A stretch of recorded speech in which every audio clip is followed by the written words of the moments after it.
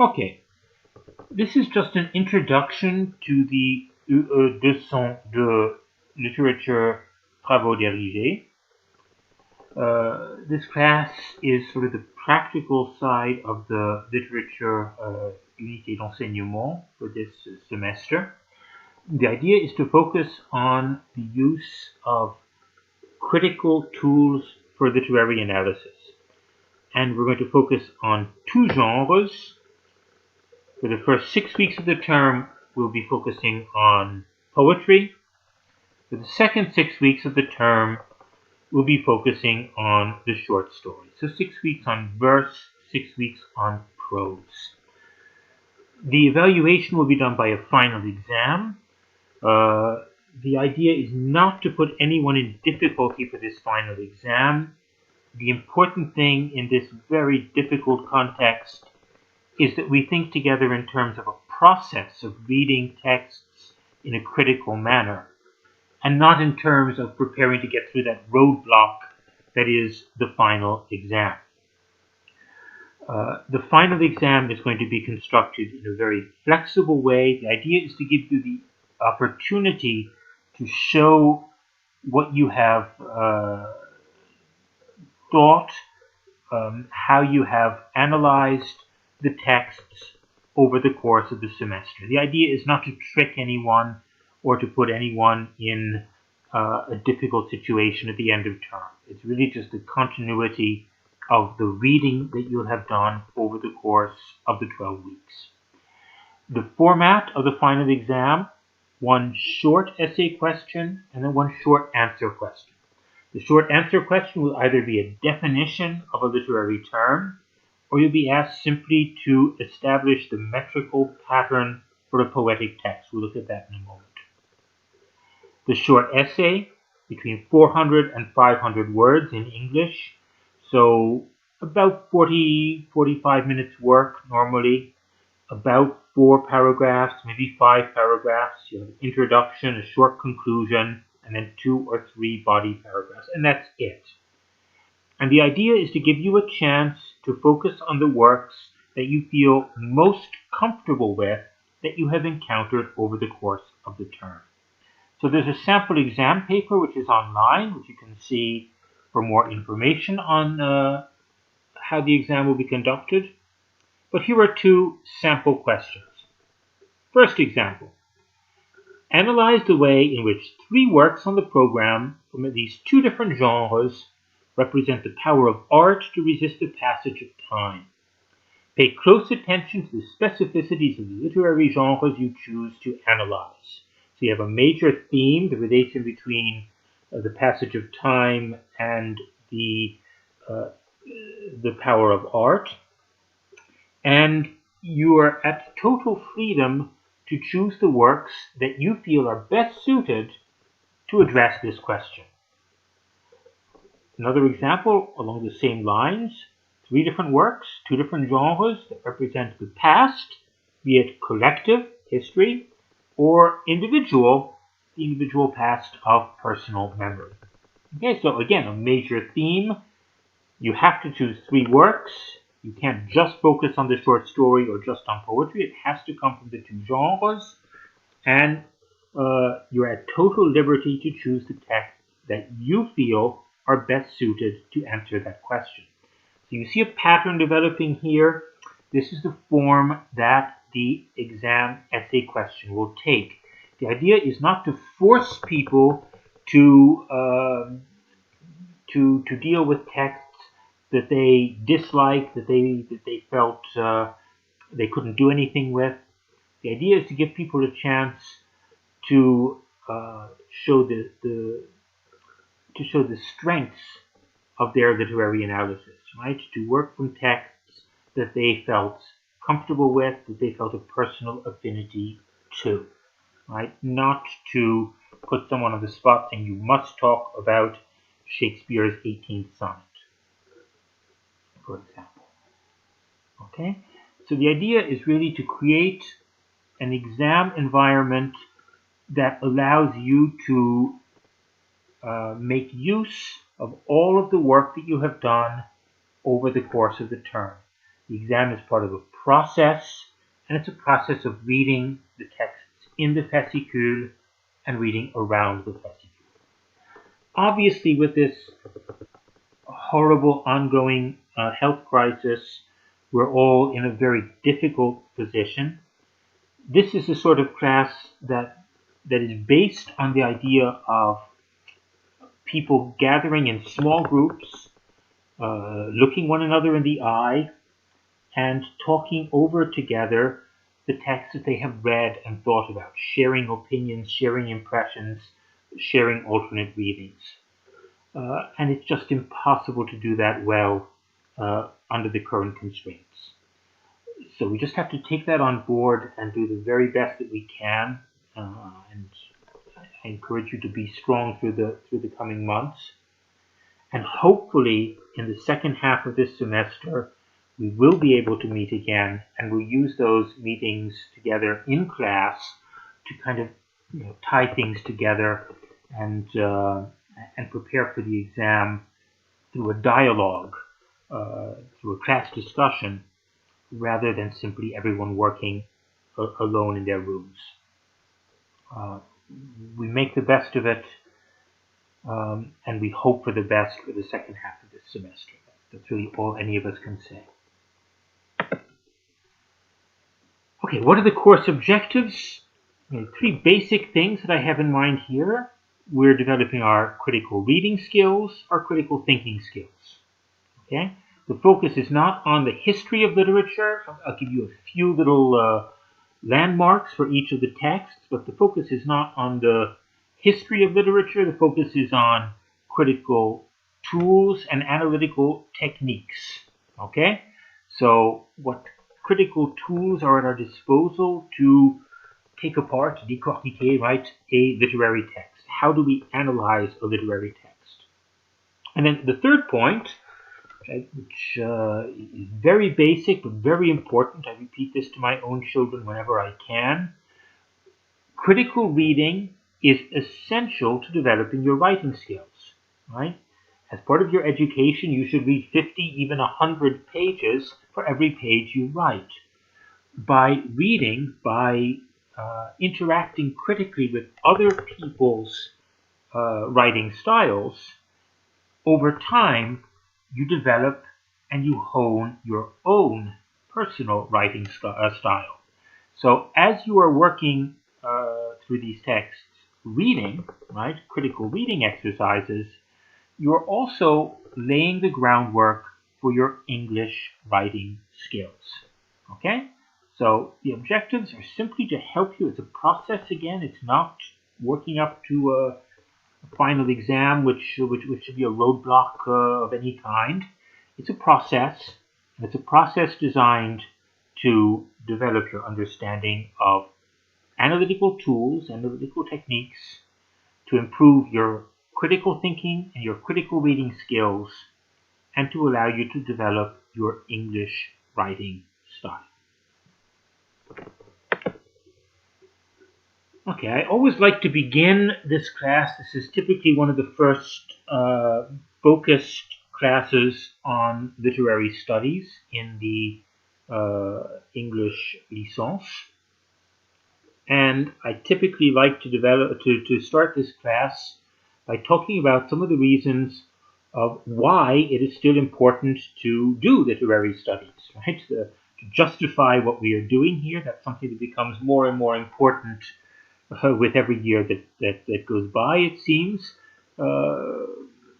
What's the purpose of having a literature cursus within the English diploma, right? Why is there a practical value to literary studies?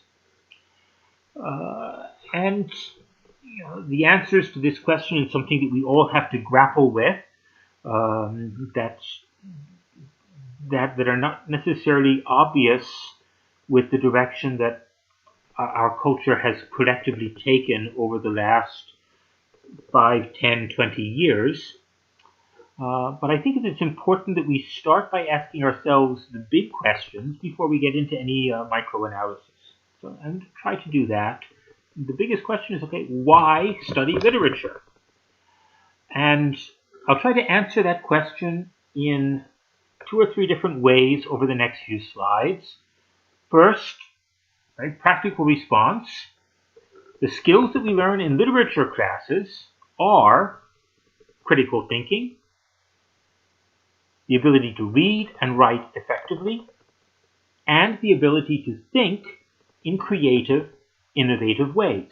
Right? Those are 3 generally applicable skills that literature is uniquely well adapted to teach us. Right? We learn how to think critically, we learn how to read and to write, and we learn how to think creatively. Okay? Innovation.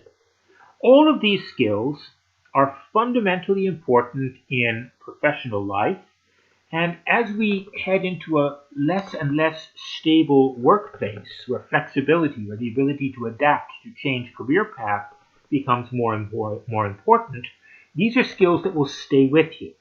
Okay? A specific technical ability, the mastery of a certain craft, might become less pertinent over time. The ability to think critically, the ability for innovation, cultural background, all of these things will stay with you over the whole course of your career. So there is this sort of practical groundwork that we lay for a successful career in literary studies. So even if the immediate product of what we're studying is less and less valued, unfortunately, people are less and less interested in the knowledge that we have of a Shakespeare sonnet or a Hemingway short story, let's say. The skills that we learn as we read those texts remain very valuable in the current workplace. So, I use a more pragmatic quotation here to try to drive that point home. Basically, the word is not in this quote, but basically what this comes down to is brassage, right? Brassage des idées. So we have here the president of a cabinet d'audit et de conseil, right? PricewaterhouseCoopers, who is defending a hiring policy where he hires people who have graduated from the sciences humaines, right? From the humanities, alongside people who have graduated from commerce, law, and so on, from other backgrounds. So he's saying, pourquoi recruter des sociologues, des historiens de l'art, des littéraires, alors que nous sommes reconnus par les étudiants, mais aussi par nos clients comme un creuset de talents issus des écoles les plus prestigieuses? Ma réponse est simple, parce que je suis convaincu que ces profils ont beaucoup à apporter aux entreprises. Dans ces filières, certaines personnalités, avec leur esprit critique notamment, doivent nous aider à réfléchir à ce que nous sommes, à nos façons de faire. Bref, elles doivent nous aider à devenir plus performants en nous poussant à réfléchir au sens de nos missions quotidiennes et de notre engagement quotidien auprès de nos clients. Ces diplômés ont des qualités que les autres n'ont pas. Okay, so in other words, the engagement with literary history, with cultural history, brings a perspective that you don't find in what people tend to call shorthand, les parcours plus professionnalisants. Okay? On a besoin, pour réussir dans des entreprises privées, on a besoin de ce brassage d'idées et on est uniquement qualifié, on est très bien qualifié pour apporter ce brassage si on a fait un parcours qui intègre des études littéraires, des études de sciences humaines. Brassage within the system, but we could also add to this quote saying brassage from outside the system. Each time we have to rethink the social model of our country, of our civilization, each time we have to rethink social models, we need this brassage, we need this ability to have a grounding in the ideas of the past, the literary works of the past, the ability to think critically and creatively about those works, and use that engagement with past culture to rethink our present situation. So each time we have to have this challenging rethinking of the social model that we inhabit. It's people who have engaged in serious reflection on literature, culture, history, sociology, who are uniquely well positioned to do that work.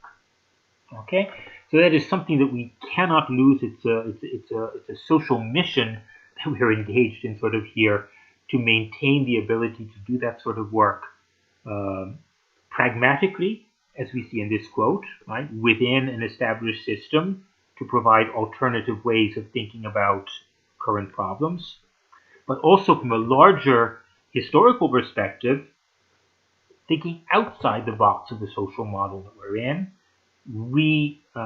recalibrating things when our model goes off the tracks. Right, going back to the very practical, if you're just thinking within academia, literary studies remain a fundamental part of any academic program, of any academic degree program, and particularly for any academic program that's leading you towards a career in teaching or a career in research. So anything basically that goes through the concours system here in France, if you don't have a literary background, it will be very hard to find your way through that academic course of study. The basic substance of this course are the short texts in the fascicule, right? Very short texts, very small amount of reading. 10 pages of poetry, 10 pages of prose. But this course should be the beginning of a process of self-education. Obviously, everyone should read the full program for this course. That goes without saying. But on your own, from your first year in university, begin to read not just the course, but read around the course, right? If you like the Elizabeth Bishop poem that is in the program, read all of Elizabeth Bishop and read Robert Lowell as well, right? Read her context. Look up her biography, see the people that she read, see the people that she exchanged with, read their work as well. You like the 3 Shakespeare sonnets that are on the program? Read a play as well. Read 100 other sonnets, right? And so on and so on. So the idea is not to limit yourself to, okay, this is what we have to do for the course, but this is kind of pointing you in the direction, this course, pointing you in the direction of the types of texts you need to know if you are going to engage in a long-term academic career. And then, the most basic texts during your vacations, around this course, when you have time, read the most basic fundamental texts of Western culture. Right? Read the Bible, know the Bible backwards and forwards. Read Shakespeare, know the Divine Comedy of Dante, know the 2 great Homeric poems, but also the Homerica and the Homeric hymns. Know Ovid's Metamorphoses, Plato's Dialogues, the fundamental texts of Aristotle, and if you can know a few landmark texts from other traditions, the Confucian classics, for example, the Epic of Gilgamesh. These are all things that will be part of the bedrock of your learning for the rest of your academic career. And if you have that bedrock in place, you will be very well suited to the concours model. Okay, you will have a basis from which to work in the concours model. If you don't have that bedrock, it's very hard to acquire it quickly at the time you decide, okay, well, I'd like to teach, I'd like to do competitive exams. That's much, much harder to do. So start trying to read those basic texts of our civilization now, if you haven't already, and try to work your way towards those texts by reading around the texts on our program here. Okay, enough browbeating. I try to point you in directions that might be useful, that's all. Continuing with the big questions, what is literature? So here we have three really basic definitions of what it is we're studying. So we give just the basic Webster dictionary. That's one of the standard American dictionaries. Literature is, quote, written works that are considered to be very good and have lasting importance. So in other words, things that are well written, and because they're well written, they are going to stay with us for a while. Can't get much simpler than that. We have a more creative version of that same idea in the second quote. Ezra Pound's idea that poetry is news that stays news. So we have something there that's added the idea of cultural values, right? News, things that attract people's attention, things that our culture focuses upon. News is typically information that our culture focuses upon for a brief moment and then lets go of for the next news cycle. Whereas poetry or literature, we can say, is news that we focus upon and then we focus upon it again and again and again. This idea is something that stays present over time. There are very few things that stay present over time. So Pound's idea is that literature, it is this limited corpus of works that retains this ability to focus the attention of a culture upon it year after year, generation after generation. Right? Literature matters because it's things that we need to focus upon, refocus upon, make new for each passing generation. Okay? And so literature is associated with this idea of defining cultural values and then maintaining and refreshing those cultural values. Third definition of what literature is, Barthes's idea that literature is simply a language, a system of signs. It is not in its message, but its being is not in its message, but in its system. In other words, by studying works of literature, you're studying the way in which language works. You're studying the structure of communication. You're studying the structure of how language operates to communicate essential information, essential truths. The focus shouldn't be on the message, right? Contrary to Pound, where Pound's focus is on the news, right? What is transmitted. Barthes is saying, well, it's equally important to focus upon the system of signs.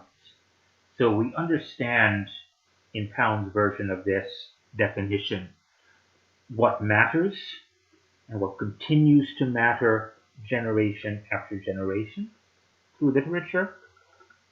We also focus upon, Barthes' definition, the way in which linguistic structures operate.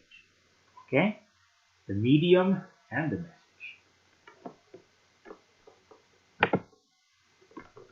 Okay, I haven't convinced you yet of the importance of literary studies as at least a part of your academic curriculum. Let's do one more of these what is, what if slides. What is poetry? So poetry, as you know, derives from the Greek root poeo or poion, to make. Poetry is the idea of creation, right? Plato in the Symposium defines poetry as the process of creation, or as he calls it, bringing forth upon the beautiful. It's an escape from the temporal cycle and from death. Lyric poetry, poetry to be sung, poetry composed for the voice. So by studying poetry for 6 weeks, we're thinking about the music of the language, the way in which language functions on the voice, something which is very useful for an analysis of communication skills, public speaking, political discourse, theater study, and so on and so on. The sound of the language and the way in which the language is composed on the voice. In much contemporary poetry, the focus shifts from that to the notion of written language and the way in which written language functions on the page. So when we move from more traditional poetic forms to the final week that we're going to do on poetry, we're going to focus on the arrangement of words on the page. Words that are highly charged with significance that is instilled in them through their relation to other words on the page, but also in relation to the space of the page, the margins, the white space, and intertextually, right, in the mind of the reader, to other works that we have encountered over the course of our lifetime. Okay? So words, written arrangements on the page that are charged with significance in the mind of the reader as she or he encounters them on that visual space of the page. This is an aspect of poetry that's become more and more important as we shift from the page to the screen, as we shift from a culture of presence and the voice to a culture of absence and the digital. And I won't go any further down that line because I'll go crazy in the current context if I start trying to analyze that. We all know where we stand in relation to that. All right, so there are the big definitions. I've talked a little bit about some of the theoretical questions that are in play in thinking about poetry and in thinking about literature. And what I like to do in the classes is kind of point off in a number of directions which are challenging, right? Where there are no definite answers along those paths that I point to. Right? It's a matter of personal reflection and personal exploration. I try to point off in directions that we can think about, and then I try to come back to simple points about the texts that are under consideration. Okay? So if I go off into a kind of a theoretical tangent, you don't have to take that as being the heart of the class. That's an idea that you might follow if you find it interesting, or you might simply leave behind if you find it unfruitful for you. I will always come back from those reflections to a concrete analysis of the text in the fascicule. And that's the heart of the class, and that's what you will be examined upon. Okay? So I point, and then I come back. Don't take the class as being difficult because I point in some directions where there are no easy answers. There are no easy answers from me either. All right. Second part of the class, then I'll just do this super fast because we'll come to this in week 7, hopefully in person. The short story. Basic definition of a short story. Here are the 3 key points. There's a formal unity. Contrary to the novel where you can have digressions, subplots, secondary characters, blah, blah, blah. In the short story, you're going to have a formal unity where all features of the text work together to achieve a single purpose. In the modern short story, as it's come down to us through people like Maupassant, through Joyce, into Hemingway in the English tradition, and then more recent writers like Truman Capote that we have in the fascicule, there will very often be an emphasis on concision. Okay? Not always writers have their different styles, but very often there's an idea of using a minimum of resources to achieve a maximum of effect in the short story genre. Since this is the case, right, since we're working on a very limited canvas, right, very reduced canvas for the short story, concise text, everything working together to achieve a single purpose. Since this is the case, when you do have a shift in setting or a shift in point of view, those things tend to be of significant importance. So if you're thinking about ways of analyzing the short stories on the program, very often a good place to start is to think about each moment where there's a shift in setting, where the voice of the character changes, where the narrative voice changes. We have a shift in point of view. the timeline is altered in some way, and so on and so on. Each shift in setting, point of view, narrative voice, and so on tends to carry great weight within the unified structure of the short story. So we'll take that point, we'll test that point, in relation to the texts on the fascicule. Narration, you basically have three kinds of narration. First person, we're embedded in the story, so we have to ask ourselves, what is the character's point of view? How much does she or he know about the main action of the story? Is it the main character? Is it a secondary character?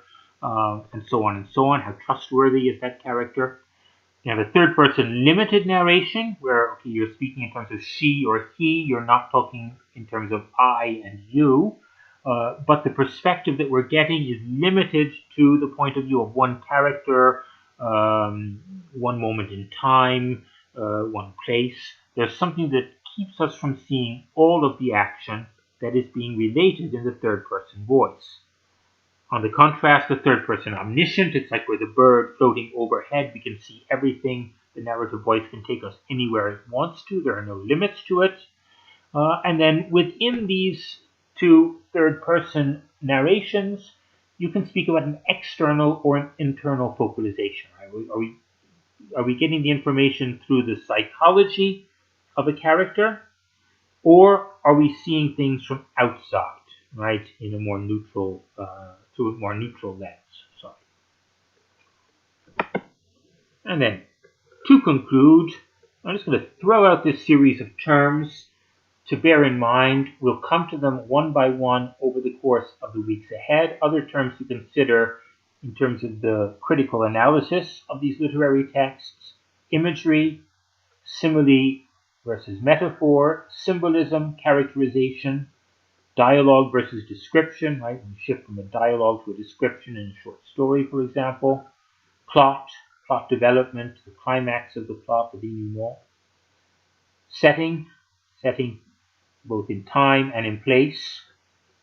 Theme, and then in terms of style, repetition, just some key words, for example, lexical field, alliteration, assonance, and so on and so on and so on. Okay, so we're going to try to develop a critical vocabulary of about 20 terms. I'm throwing out the type of terms that we're going to be focusing on in this last slide of the general presentation. From this point on, I'm going to give you a few study sheets, revision sheets, where I'll kind of lay out key terms and key definitions in a, quote, scientific way. But for the most part, from this point on, what we're going to be doing is focusing on the texts themselves. So the key work you need to do for this class is the reading of the text in the fascicule. And when I say reading, I don't mean just going through from page 1 to page 10 in 2 hours. You can do that. Maybe that's where you start. But the idea is to read, to reread, to think about each text. If there's a word you don't understand, look it up. If there's a reference you don't understand, look it up. Think about the way in which the text is constructed. Think about the choices the author made versus others that she or he could have made and didn't. Think about the way that each text relates to other texts in the fascicule. The idea is really to give you a small amount of reading in order to favor your ability to read deeply and critically, and to read around those texts, as I said before. To not just limit yourself to what's in the fascicule, but also to read other texts by these authors, to read other works that will help you develop your literary culture. Okay, there we go for the general introduction. I hope that was helpful. We'll take each text in the fascicule one by one. And like I said, obviously this is something that's so much easier in class, working together. Let's all hope that we get back to that as fast as we possibly can. Okay, courage.